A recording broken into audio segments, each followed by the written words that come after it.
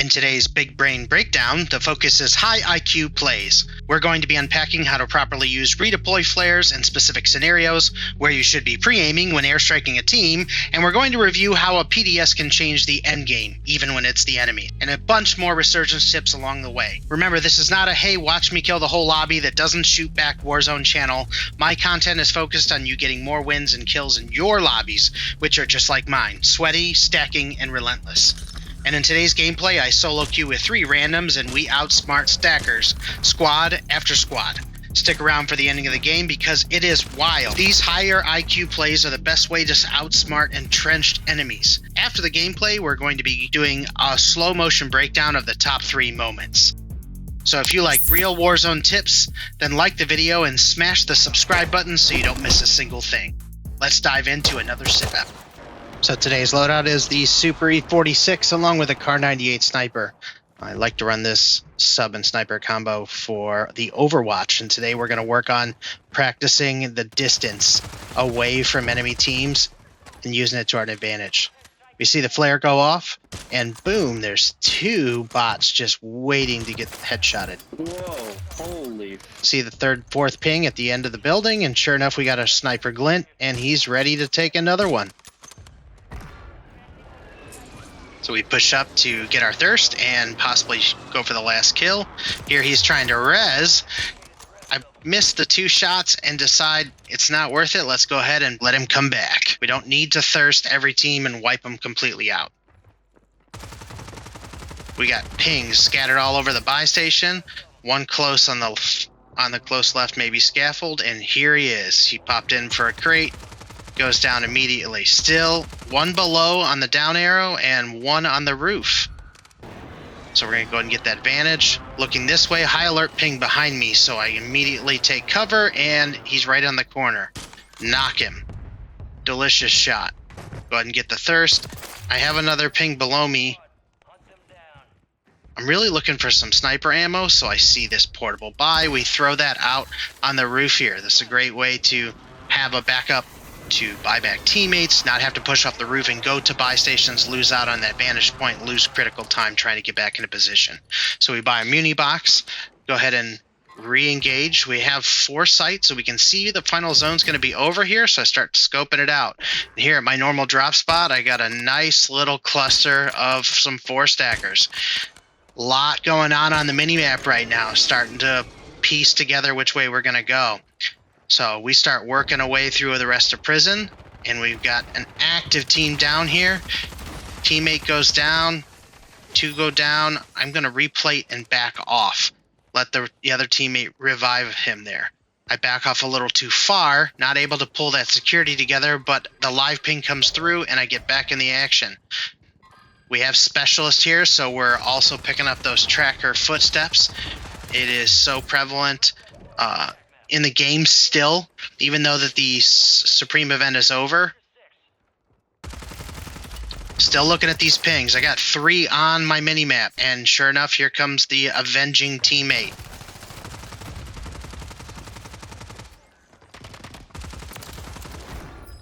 Now we're up on the roof, still circling on that same squad.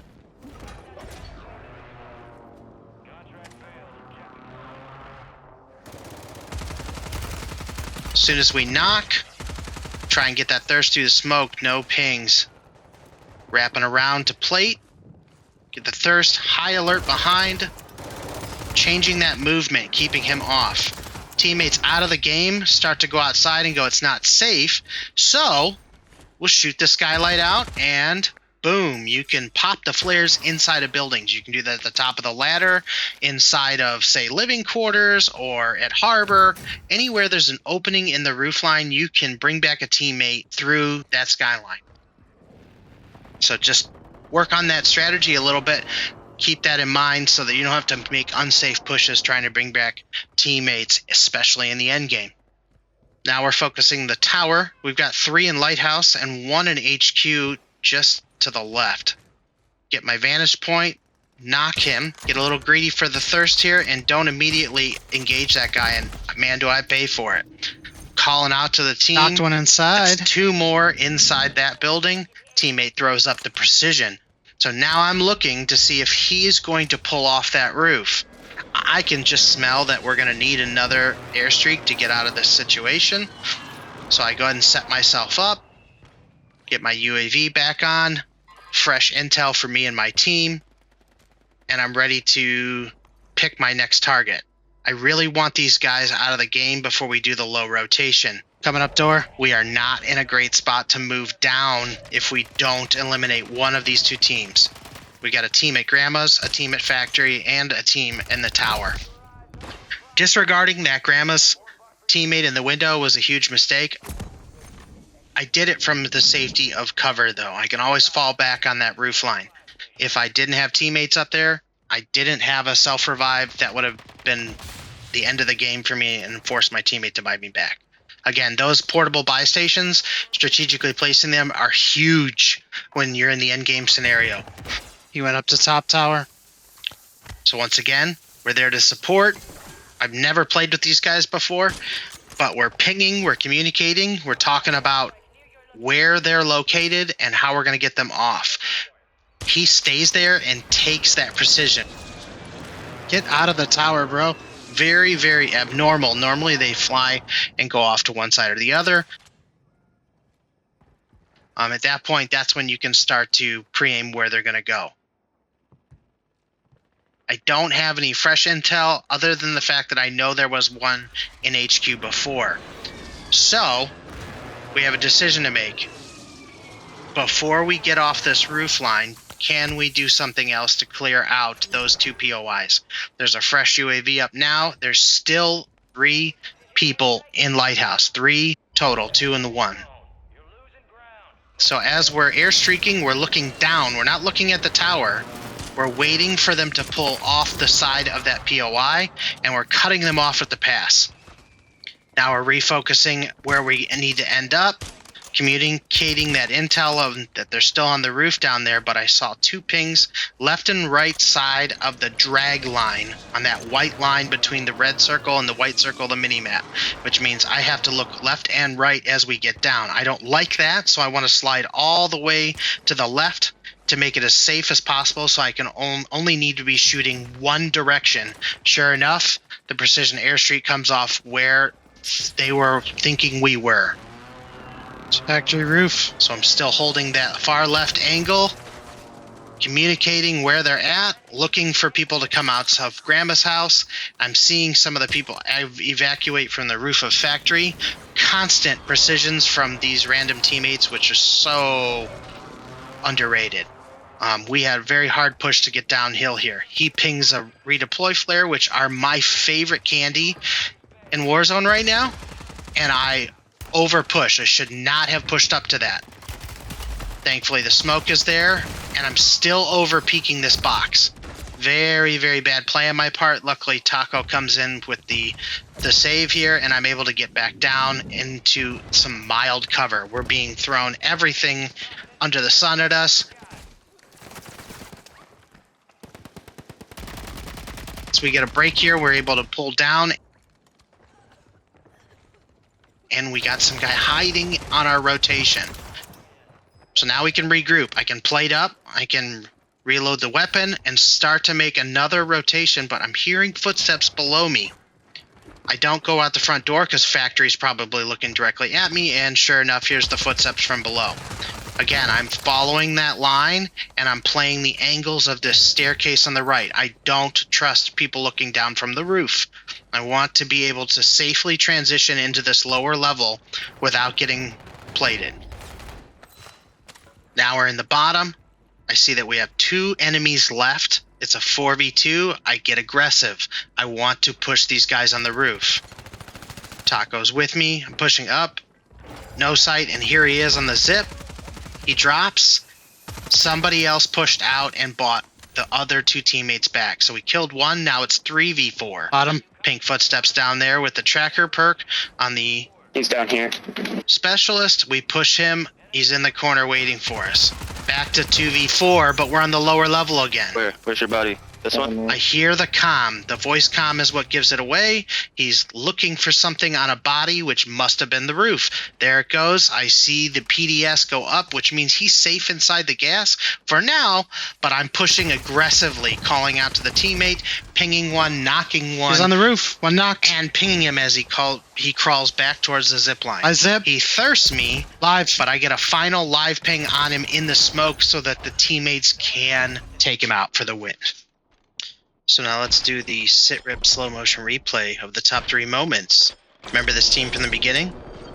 Not thirsting them actually worked out to our advantage. If you're going for high kill games, don't always push that 4th guy, because later on we saw them again, and not wiping that team is what gives those kills back to us later on in the game. So if you're just going for the win, wipe them as fast as you can. If you want them high kill games, farm those teams, especially when you detect that they are low skilled.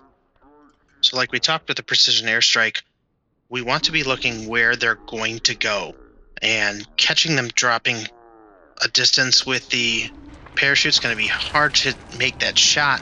Anyway, they're likely not going to take it. So you want to catch them in the open on the ground, whether you're using an AR or a sniper rifle, and aim where they're going to rotate. The gas is definitely encouraging that prediction there. So take note of that, especially when you're clearing rooftops. But now I want to go over this final end game. The callouts that came from the enemy team were actually pretty critical for my thought process here. You have to be careful what you say, because other people can take audio cues from that. Obviously, I could tell that they were trying to get something off the body, which immediately pushed me to push them. Instead of using the stims at the bottom, I decided to push towards the fight, and my intuition was correct. They had something on there that they needed. Now, I have no gas mask in this scenario. I do have 2 stims. I'm going to push into their personal decontamination system. It's going to give me oxygen, and it gives me the ability to surprise them. I'm able to get that knockoff, but I don't freak out and start clogging my own comms with how mad I am, or darn it, or oh my god, what a camper. I start pinging and communicating where they're at and the status of the fight. 1 down, 1 pinged, 1 broke, etc. Live ping off of the enemy that's pushing away, giving the location that he's over by the zip, constantly giving all of that information. Now in the end game that I showed you at the beginning of the video, I wanted to showcase a different tactic, which was moving out beyond the circle. I have my own PDS, and I'm prepared to use it for a buy station, which you can reopen if it's closed in the gas, to buy back a teammate, but I didn't need to, so I used that momentum to get on the side of the fight. They're all focused on my teammates down by the boat, and I take several shots, and they're still not looking. They're throwing everything they got, holding their high ground, and I get 2 of them knocked before they even realize what's going on. The 3rd guy goes for the res, and I'm able to knock him as well. That gives me the upper hand here to go ahead and use my stim. I still don't pop that PDS. It's on the front of my mind if I need to when I get up here, and I can use that to flank and go ahead and finish wiping this team solo while my teammates down there taking care of the 1 other player by themselves. If you guys made it this far in the video, you are absolutely legendary. Please don't forget to like and subscribe. If you are not, it helps me out so much. The love that I've had on the channel and the videos has been surreal lately. Please keep it up. Keep commenting. Keep letting me know what you want to see. This is actually a result of a poll that we put up in the community earlier today, and you guys voted big brain tactics for sure. I will keep doing what you asked me to do and keep building on these skills that we're going over. Remember, the content that you're seeing all over YouTube for Warzone is just flashy movement, and some of these lobbies you see creators in are questionable. It's not always going to be like that for you. You have to start to develop game sense for yourself using these high IQ plays and putting yourself in better positions. We are definitely going to be talking about positioning in a seriously in-depth guide. I've been working on that for a while, so look forward to that in the future. Please keep building, keep adapting. Sitrep out.